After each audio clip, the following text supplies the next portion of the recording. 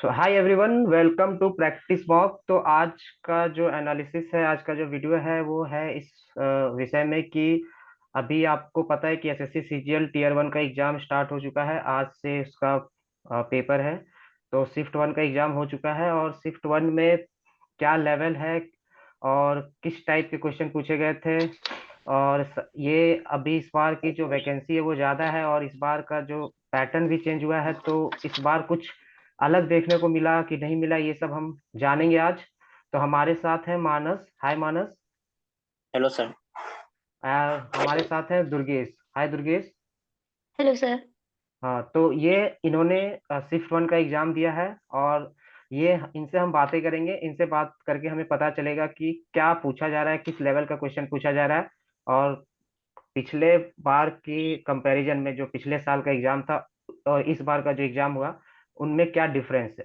तो एक पहले मैं बात करता हूँ मानस से। तो हाय मानस, आप बताओ कि पिछले साल आपने एग्जाम दिया था एसएससी सीजीएल का नहीं टीयर वन सर, का? इस साल मेरा फर्स्ट अटेम्प्ट है सीजीएल का। अच्छा। तो अगर आपने प्रीवियस ईयर पेपर लगाया है तो आपको क्या कुछ डिफरेंस देखने को मिला है कि लेवल वगैरह में?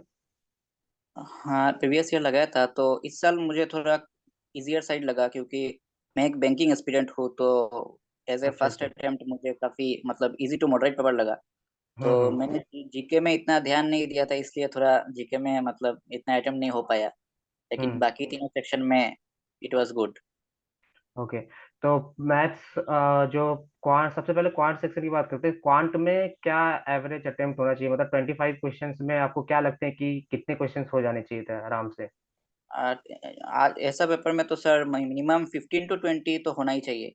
15 प्लस तो होना ही चाहिए 15 मार्क्स। प्लस होना चाहिए। तो मतलब क्वांट इजियर साइड था, मतलब ज्यादा टफ नहीं थे? हाँ, क्वांट में थोड़ा वो जो जियोमेट्री ट्रिगोनोमेट्री वगैरह है, तो हाँ हाँ इतना हाँ। ये सब थोड़ा मतलब बहुत ज्यादा ही आया था।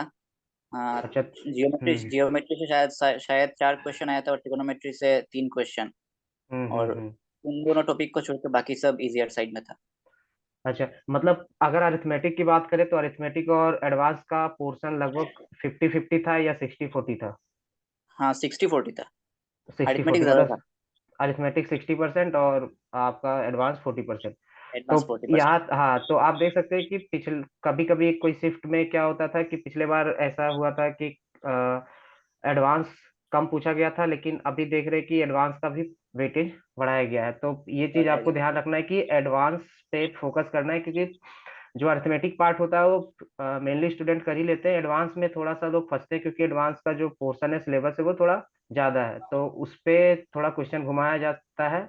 और इस पे आपको ध्यान रखना है कि एडवांस में जो भी कॉन्सेप्ट है, एडवांस के ज्योमेट्री के, ट्रिग्नोमेट्री के जितने भी थ्योरम्स हैं, ये सारे आप अच्छे से पढ़ के जाएं, कॉन्सेप्ट अच्छे से ध्यान करके जाए, तो आपको वहाँ पे टाइम नहीं लगेगा। क्योंकि वहाँ पे जो लॉजिक जो भी वो पूछ रहे हैं, घुमा के पूछ रहे हैं या ट्रिक कुछ दे रहे हैं, तो आपको वहाँ पे आसानी से बना सकते हैं। तो फिर आप मुझे रीजनिंग का बताइए, रीजनिंग में कैसा लेवल था? रीजनिंग में लॉजिक्स वगैरह जो आपके एनालॉगी वगैरह थे, सीरीज वगैरह थे, वो डुएबल थे या थोड़ा ट्रिक्स उसमें ज्यादा लॉजिकल थे या ज्यादा हाँ टफ थे? हाँ सर, रीजनिंग इजी था। मैंने 23 अटेम्प्ट किया है आउट ऑफ 25। तो अच्छा। 2 क्वेश्चन मुझसे नहीं हुआ, वो जो पेपर फोल्डिंग वाला आता है, और एक हम्म। वो पैटर्न समझ में नहीं आ रहा था। लेकिन हम्म। बाकी सब इजियर साइड में था। रीजनिंग में तो सर मतलब सिलॉक्स था, एनालॉजी पार्ट था, और हम्म। कोडिंग डिकोडिंग से बहुत सारे क्वेश्चन आए थे। 7-8 क्वेश्चन तो कोडिंग डिकोडिंग से ही आए थे। मतलब कोडिंग डिकोडिंग, हाँ, मतलब ये हो गया कि आपका कोडिंग डिकोडिंग का इस बार थोड़ा ज्यादा पूछा गया था। हाँ, ज्यादा तब पूछा भी हाँ, सिलॉक्स वगैरह के कितने क्वेश्चन थे? सिलॉक्स, क्लॉक, ये था सब सर। आए थे? 2 क्वेश्चन आए थे। हाँ। और क्लॉक, कैलेंडर, ये सब के क्वेश्चन आए थे? क्लॉक कैलेंडर नहीं आया। अच्छा। तो क्लॉक कैलेंडर का देखा जा रहा है धीरे धीरे वो उसका वेटेज कम किया जा रहा है। पहले वो ज्यादा पूछते थे, लेकिन अभी कुछ सालों से या कुछ पेपर अगर पीछे का देखे तो क्लॉक कैलेंडर का थोड़ा सा वो कम किया जा रहा है रीजनिंग में।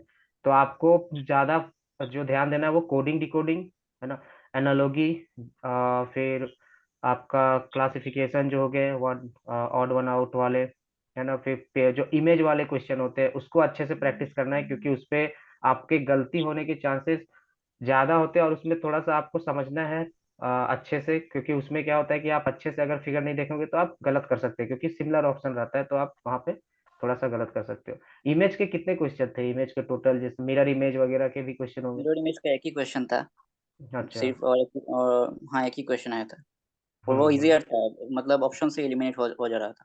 ऑप्शन से एलिमिनेट हो जा रहा था। तो अगर मैं बोलूँ तो आपने ठीक है, अब मैं दुर्गेश से बात करता हूँ फिलहाल, जो हमारे जी सर। इंग्लिश सेक्शन है और जीए का। तो आप मुझे इंग्लिश का बताइए, इंग्लिश में क्या पार्ट था, वोकैब का कितना वेटेज था, और जो आपके ग्रामर वगैरह, एरर स्पॉटिंग वगैरह जो होते हैं, रीडिंग कॉम्प्रिहेंशन, इनका एक वेटेज बताइए, और किस टाइप के क्वेश्चन पूछे गए, अगर कुछ क्वेश्चंस याद है आपको वोकैब में क्या क्या पूछे गए थे, वन वर्ड में या इडियम फ्रेज, तो आप मुझे एक बार बताइएगा। सर वोकैब में एंटोनियम सिनोनियम्स पूछे गए थे। Two hmm. 2 3 marks, 2 3 antonym, 2 3 synonym. एक हम्म। वर्ड था हॉस्पिटैलिटी, इसका अच्छा। पूछा गया था सिनोनियम। हॉस्पिटल। हम्म। और बाकी हमारे फ्रेजेस थे, fill in the hmm. Blanks के थे 4 क्वेश्चंस। हम्म। रीडिंग पे जो बेस्ड था वो भी हम्म। इजी था।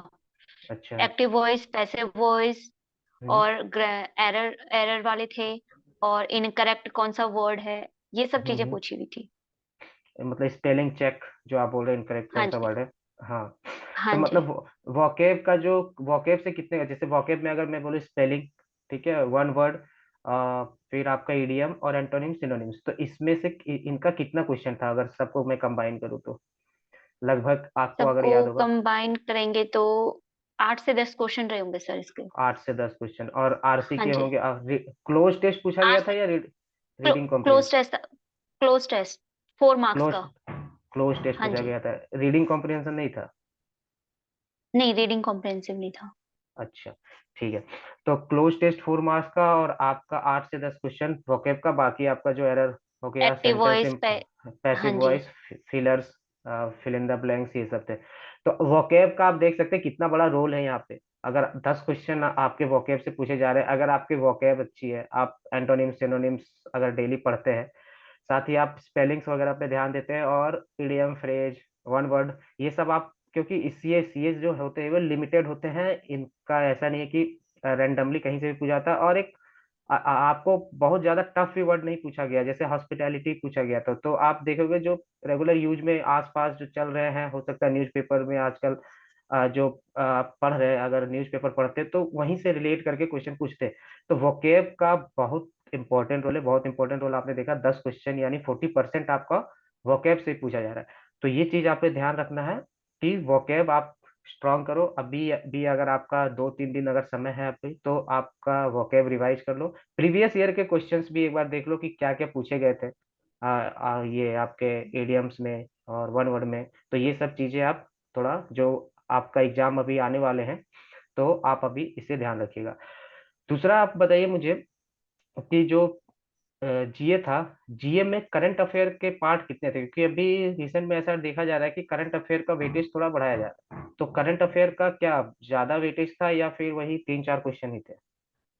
सर 3 4 क्वेश्चन ही थे, और करंट अफेयर्स भी ऐसा नहीं था कि बिल्कुल 1 2 महीने पुराना रहा होगा। करंट अफेयर्स हाँ। भी जो 6 मंथ पुराना हो गया, 7 मंथ पुराना हो गया, ऐसे वाले हम्म। करंट अफेयर्स थे। हम्म। और एक तो आया था कि जो हमारा योगा डे है उसका थीम हम्म। क्या था। अच्छा, योगा डे का थीम क्या था? तो हाँ जी। ये आप देख सकते हैं कि करंट अफेयर मतलब 6-7 महीने, अगर एक साल का करंट अफेयर आपके पास आपने रिवाइज किया है, तो आपके लिए सफिशियंट है। आई थिंक ये सही होगा, क्योंकि हम्म। जो अगर आप सोच रहे हैं कि 2-3 महीने का करंट अफेयर पढ़ के चला जाऊं और आपका एग्जाम में क्वेश्चन आ जाएंगे उस टाइप से, तो ये थोड़ा सा आपको प्रॉब्लम कर सकता है।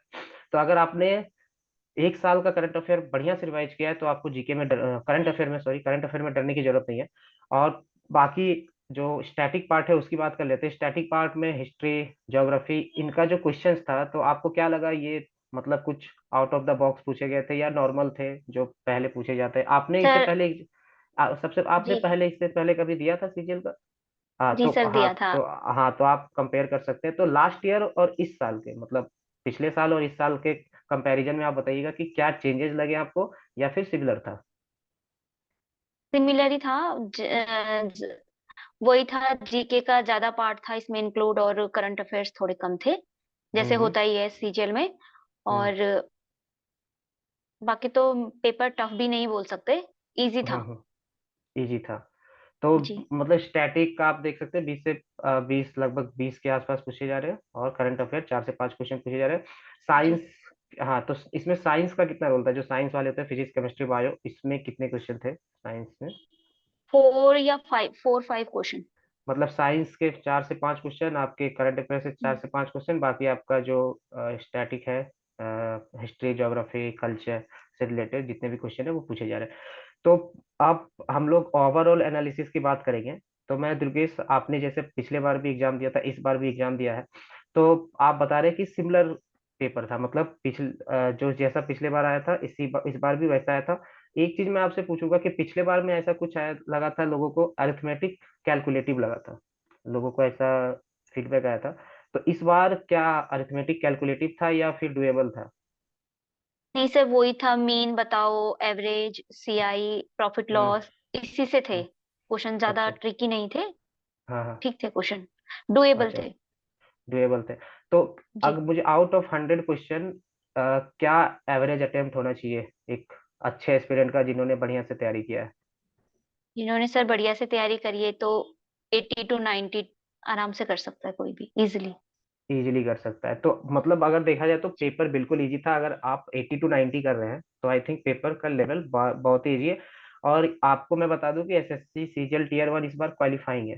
तो इस जी। बार क्वालिफाइंग का मतलब होता है कि आप जितने भी एस्पिरेंट हो सके कि पेपर 2 में आपकी जो पेपर 1 है उसमें स्पीड टेस्ट हो रही है। अगर पेपर इजी आ रहा है, इसका मतलब ये है कि आपकी स्पीड टेस्ट हो रही है। तो यहाँ पे प्रैक्टिस जो है वो बड़ा इंपॉर्टेंट रोल, अगर ये देखें तो अदा कर रहा है। तो प्रैक्टिस अगर आपने अच्छे से किया है तो आपको डरने की जरूरत नहीं है। आप आराम से 80 to 90 क्वेश्चन अटेम्प्ट कर लेंगे। और अगर आपने आप पे थोड़ा सा कॉन्फिडेंस रखिए, अगर आपका 2-3 दिन के बाद एग्जाम है तो थोड़ा रिवाइज कर लीजिए करंट अफेयर वगैरह, जल्दी से जल्दी वोकेब वगैरह थोड़ा रिवाइज कर लीजिए। तो ये सब चीज़ों में आपका टाइम वेस्ट नहीं होगा। तो आप ज़्यादा टाइम कैलकुलेटिव पार्ट जो होते हैं, रीजनिंग या फिर क्वांट, इस पे आप दे सकते हैं।